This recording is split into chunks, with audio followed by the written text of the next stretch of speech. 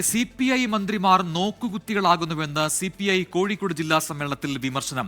ആഭ്യന്തര വകുപ്പ് LDF നയത്തിൽ നിന്നും വ്യതിചലിക്കുന്നു. ആഭ്യന്തര വകുപ്പിൽ ബാഹ്യശക്തികൾ ഇടപെടുന്നു. ADGP MR അജിത് കുമാർ പൂരം കലക്കിയത് മനഃപൂർവ്വം.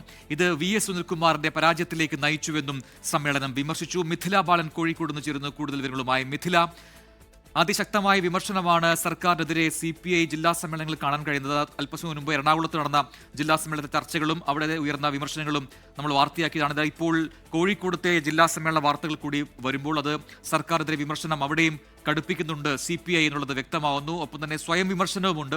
CPI ഭരിക്കുന്ന വകുപ്പുകളെല്ലാം പരാജയമാണ്, തമ്മിൽ ഭേദം റവന്യൂ വകുപ്പാണെന്നൊക്കെയുള്ള വിമർശനങ്ങളാണ് എറണാകുളത്തൊക്കെ ഉണ്ടായത്. എന്താണ് കോഴിക്കോട് CPI സമ്മേളനത്തിൽ നടന്ന ചർച്ചകൾ, വിഷയങ്ങൾ, വിമർശനങ്ങൾ?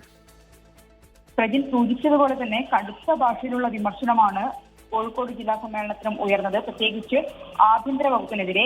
ആഭ്യന്തര വകുപ്പിൽ ബാഹ്യശക്തികൾ ഇടപെടുന്നു. LDF നയങ്ങളിൽ നിന്നും വ്യതിചലിക്കുകയാണ് ആഭ്യന്തര വകുപ്പ് ചെയ്യുന്നത്. പ്രത്യേകിച്ച് എടുത്തു പറഞ്ഞ ഒരു കാര്യം തൃശൂർ പൂരവുമായി ബന്ധപ്പെട്ട സംഭവങ്ങളാണ്. MR അജിത് കുമാർ മനഃപൂർവ്വം പൂരം കലക്കി. ഇത് VS സുനിൽകുമാറിന്റെ പരാജയത്തിലേക്ക് നയിച്ചു.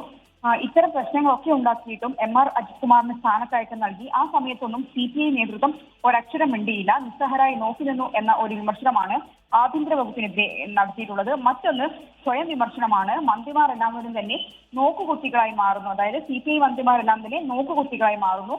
പ്രത്യേകിച്ച് എടുത്തു പറഞ്ഞത് സിവിൽ സപ്ലൈസ് വകുപ്പിനെതിരെയാണ്.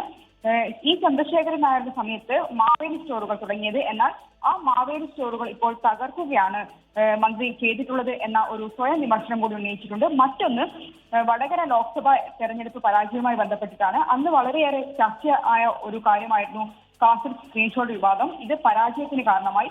പക്ഷേ ഇത് ഇവിടെ മാത്രം അവസാനിക്കുന്നില്ല. ഭാവിയിലും വലിയ രീതിയിൽ ഈ ഒരു വിവാദം പ്രത്യാഘാതം ഉണ്ടാക്കും എന്നാണ് വിമർശനം ഉണ്ടായത്. ശരി, മിഥില ബാലനാണ് കോഴിക്കോട് നിന്ന് വിശദാംശങ്ങൾ നൽകിയത്.